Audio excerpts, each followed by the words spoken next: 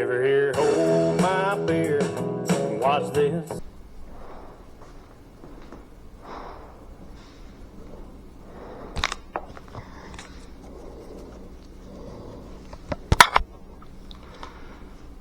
Okay, we didn't get anything done on Tim's car yesterday, so it looks the same. I'm going to start blocking this trunk lid and see how it comes out. So I'll film it. Probably won't be much talking because I'll be wearing a respirator, so kind of hard to talk, but we'll see. So we're going to start blocking over this, see how it sands out.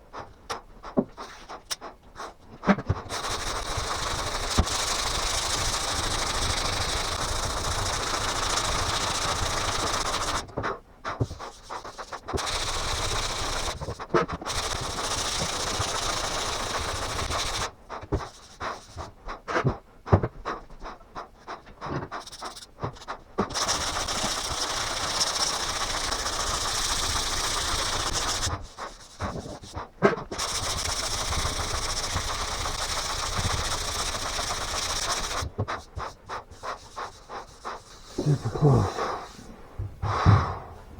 We're about to burn through.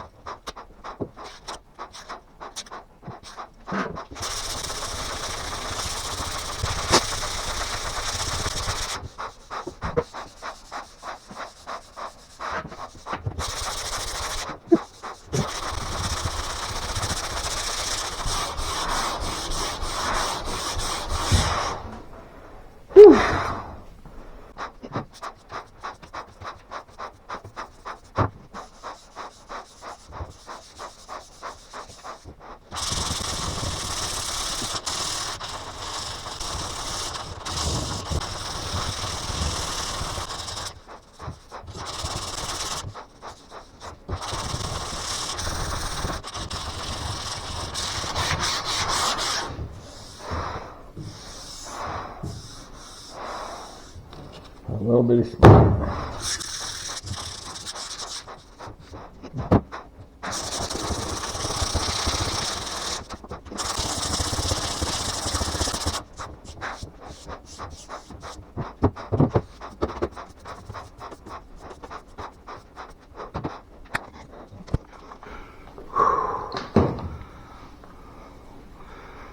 All right, blocked until I just started to burn through.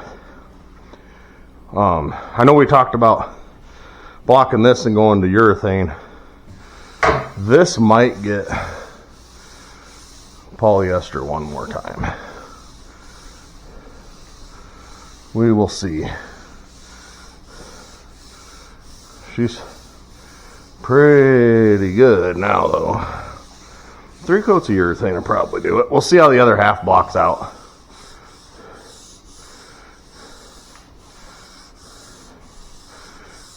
This definitely wouldn't hurt to probably polyester one more time. All right, I'm going to take a break.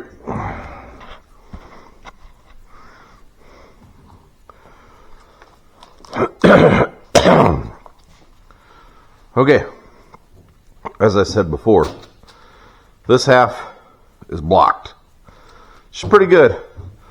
I think the trunk lid's probably going to get primed with 4-to-1 again and just blocked, just to make it that much nicer. Hopefully the roof's not the same way.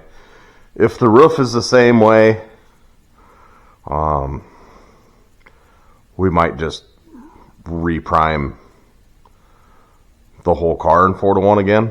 But if I do that, it's going to be minimal. I'm not going to do the 3 heavy coats that we did before. I'll hit whatever panels and whatever spots need some extra primer, and then with like 1 or 2 coats, and then do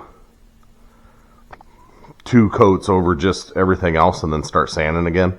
The reason I'm contemplating that is we can save a little bit of money, but also it saves a lot of time. So if I don't have to prime it with polyester again, we can go straight to urethane primer. If we go straight to urethane primer, the next step for this car is actually roll cage. Tim's going to put a roll cage in it. I think he was just looking at an 8-point. Something that is good for him to run, you know, all the way down into the 10s pretty safely, you know. Nothing into the engine bay for bars through the firewall or anything like that, but we will do bars down through the dash. I don't really like the bars that come around the dash, so we'll go down through the dash. And it'll probably have swing out door bars. We'll do the style that you can unbolt, so he can remove the door bars for when he's driving on the street, because this thing's going to get primarily used for driving on the street. Tim hasn't drove the car since, I think he said 95, and has never driven a car. Well, he drove our dad's car, but his own car that has some what I would classify as starting to get into some real horsepower. I know nowadays it's easy to make 1,000 horsepower, but this big block, and for you guys that have never dealt with a big block Chevy or a big block Chrysler or a big block Ford, they're a completely different animal. You know, a small block is kind of fun, you play around. A big block, the torque's just different. They're just rowdier. The horsepower is different. It carries the car different. So we want to put the cage in there so that if Tim goes drag racing and heaven forbid something happens, he's at least safe. I drag raced this car, the Camaro, if you can see it, with that engine. So that engine and transmission that are going in the Nova came out of that car. The fastest I went was a, what the heck was it? A 1245 at 111. I had some problems that were holding me back. Never really drag raced it much. I just did a bunch of street stuff, but just kind of went to the track. And I know 12s ain't fast, but found out that I didn't have rear brakes at the time. Well, they were there, but they were pretty much non-existent. So I couldn't flash the converter far enough. So I was only leaving at like 17 or 1800 RPM instead of 3000 that it should have left at.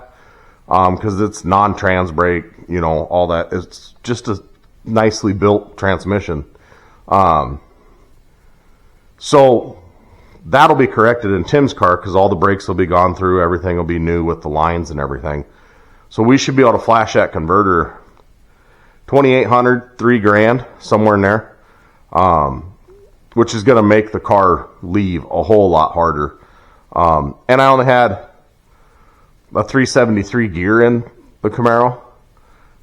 We haven't decided what gear's going in this. Without an overdrive, I'm probably going to push him to run a 373 because he wants to drive it. A 373 is enough.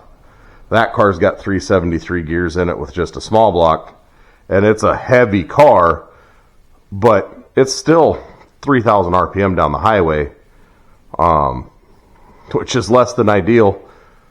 That car's not that big of a deal, but when you put a big block in it, they like fuel. So we want to do some drag and drives. We want to do some stuff with this. If Tim had the money, we'd probably do, a 700 R4 or a 4L80 or something like that,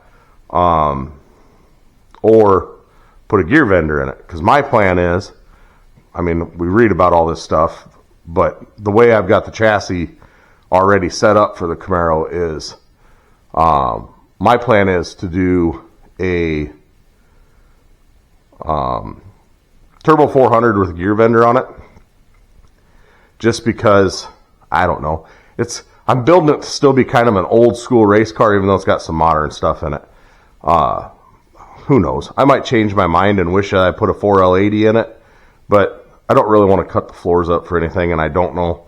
I need to do some reading. Maybe they go right in without modifying the tunnel. I don't know. But I can move the cross member. That ain't a big deal. But Tim don't have to buy an engine and transmission. So as of right now, the big block, it's a turbo 350 transmission, which isn't ideal buying the big block, but it's going to hold up just fine. The big block 396 with the turbo 350 is going to be plenty for this car to start with. And as Tim kind of saves up some money, and depending on if he gets more projects and whatever else, this could see a different rendition. This could see a stroke 454, see a 496 or even a 540 or something at some point in time. And if that happens, then we might look at like a 4L80 for it with a controller and all that stuff. But I want Tim to just have a nice car. I want this car to be way nicer than it was when he owned it in the 90s, which I could finish sanding this and we could paint this car and it would be way nicer than it was in the 90s. It was a nice car, but the paint was still tired then. We just want to give him a nice car to drive, kind of like my Monte Carlo is. It's just a nice car to drive. My dad's car has a pretty healthy engine in it, but it's just a nice car to drive. So that's what we're going for, something Tim and his wife can get in, or he can put his grandkids in or whatever and go for a cruise on cruise night.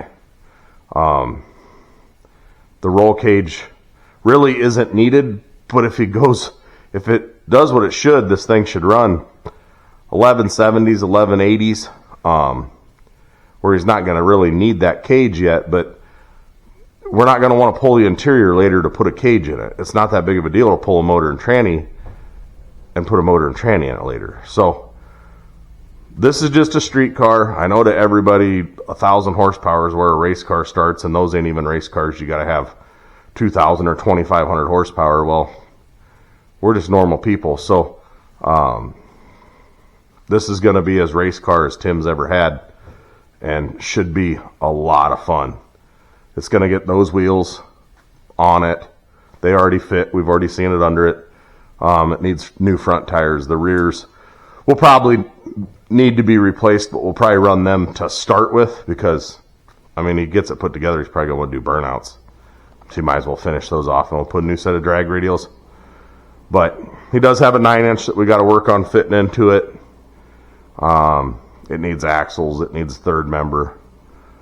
He needs all the interior. It needs wiring. So I'm hoping maybe by the end of this year we can have inside, underside, firewall all painted, engine painted up, engine tranny in the car, and cage done, and hopefully be wiring it and all that stuff. We want to do all that before we paint it. There's no point in leaning over painted panels, stringing wires, and all that stuff where we could paint the inside and it can have basically almost all the interior put back in it to a certain point. So we're just going to keep going on it. I felt like we needed to get something done this weekend on it because we were working on other projects this weekend. So I wanted to get some of this blocked. So I'm going to block the rest of this trunk lid. And I'm probably going to call it a day today. I know that don't seem like a whole lot, but That probably puts me an hour, hour and a half ahead for next weekend. That means next weekend I can block this tail panel, and I might go ahead and block the cowl panel while Tim's doing the bottom of the car, because we got to block over this first, but he gets the bottom of the car done. Then we'll lower the car down, block at least half of the roof, if not the entire roof, and spin the car around. So probably 2 weeks, who knows, could be 3 or 4. We'll get the car turned around, we'll block the other side, and we'll decide, because I'm going to put it into 180. We'll decide. It can either get 2 more coats of polyester put on it, or it can go into 3 coats of urethane over 180 scratch. Regardless, it doesn't matter. So we'll get things, keep moving. Once we get everything into urethane primer, Tim's going to be cleaning up the bottom side of it. We're just going to finish POR 15 in it, undercoat wheel wells, make sure everything's blacked out nice, and then we'll probably sand and paint the dash tan and paint the firewall semi-gloss black and be ready to rock and roll. But roll cage is going to take a while. We haven't done one of those. So why not learn on your brother's high school car how to put a roll cage in? Because it's better than learning on my car that's going to go way faster. Let's learn on this one, and then we'll do that one. And then I'll probably learn stuff on both of them and wish we would have paid a chassis shop, but we don't have chassis shop money. So I'm going to get back to Santa instead of rambling.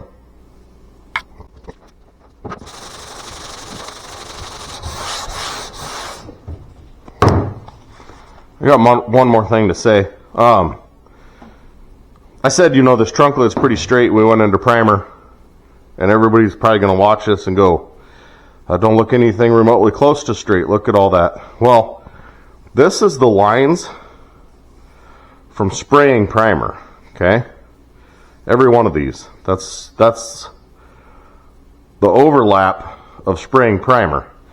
Now, not all of that is the case, right? Okay, so it appears there's probably a little bit of a low here, probably a little bit of a high here, but ultimately this isn't too bad. There was one spot that blocked out hard over here, but I remember when I was spraying primer I could see what appeared to be an old hail dent, and I know there's 1 or 2 in the roof. This car sat outside most of its life and then got shoved into a barn where it was 100% abused and had bullet ricochet shots that didn't even make holes but dents, and all the windows were knocked out except for the driver's door, so because the window was down. So it had a little bit of a rough life for a while, and probably seen some hail. Now this trunk lid's not off this car, because the original trunk lid, the lock cylinder, somebody just jacked the shit out of it so they could break into the trunk. I have no idea who did that, because clearly we just drug it out of the barn. But these are the marks from spraying primer. That's the bad side, I guess, to a very, very heavy bodied product, is you're gonna get some of that. So we're blocking that out. That's one of 2 reasons why I'm blocking it with the block this direction, is to cut those out. As you can see, as you've seen me do over there, when I get over here, I'm blocking this way. This trunk lid actually rolls just a little bit from about here out. So you got to block it a little bit different. But I'm trying to cut all this out of it. And in doing so, if I polyester prime this trunk lid again, which probably is going to happen, I'm probably going to spray the primer the other direction. And then this block is perfect. I could block it the other way the next go around, so we could kind of crisscross it. Who knows? I might completely forget that, just prime it normal and bitch about this again in the future. So, but that's what that is that's your overlap, so you're spraying your primer. I sprayed it really wet. I really can't spray it any wetter than I already did, so that's just part of the product.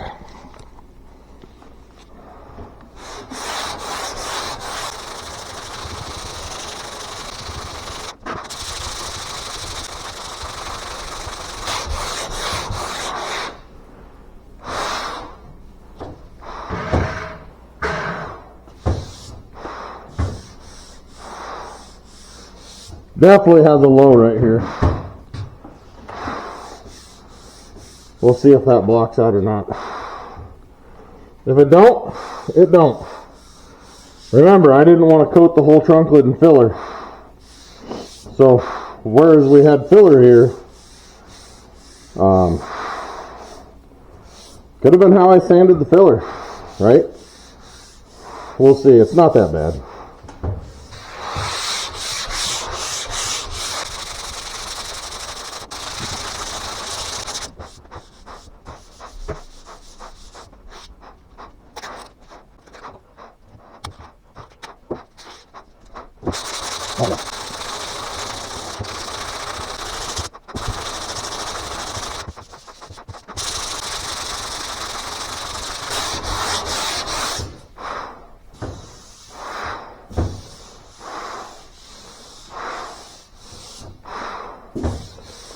I think it's going to come out. A little bit here, spot there, and some shit up there.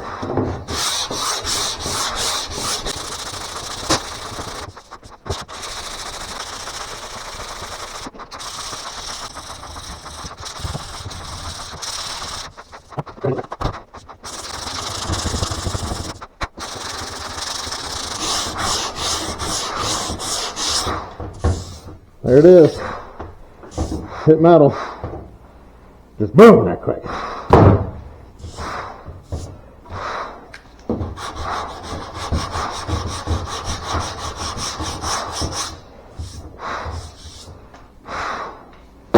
Whew.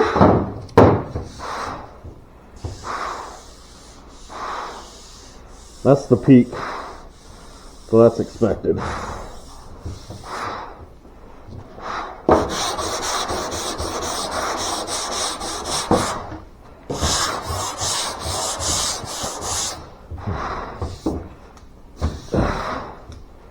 Peak, and that's an edge.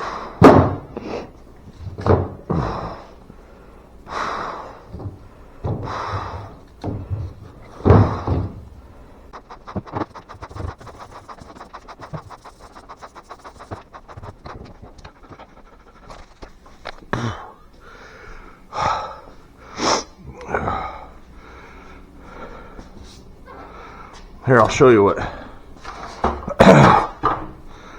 all the old school guys did.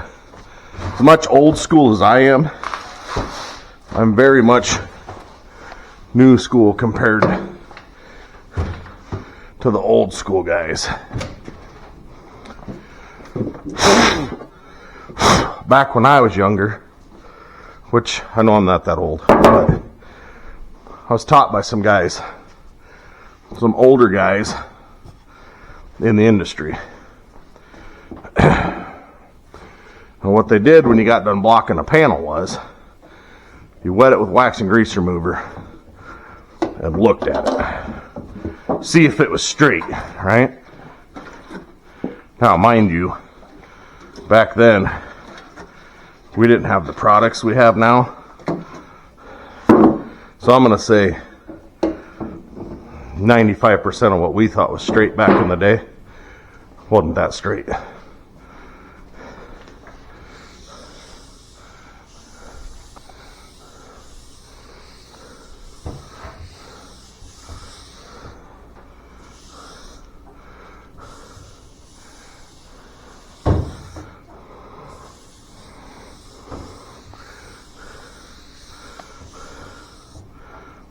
Alright.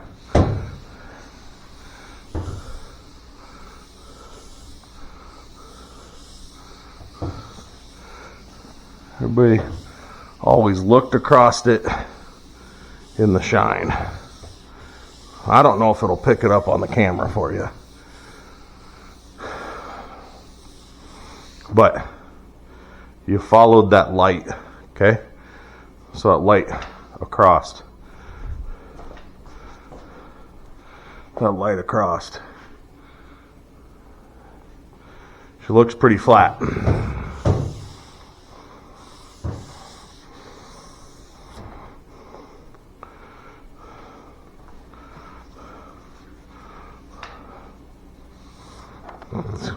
Unsmear a spot and smear two more.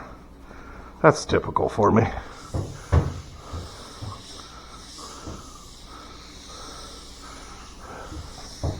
If you go by the old school rules, that trunk lid,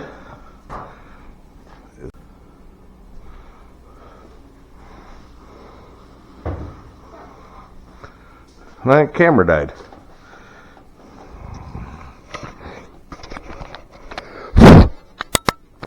Oh, it's about to die. Okay, so we're gonna stop for today. Now I can see what you guys see. See that reflection through that window?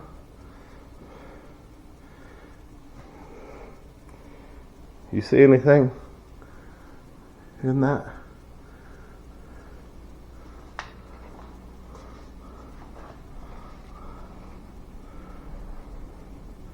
Looks pretty flat to me.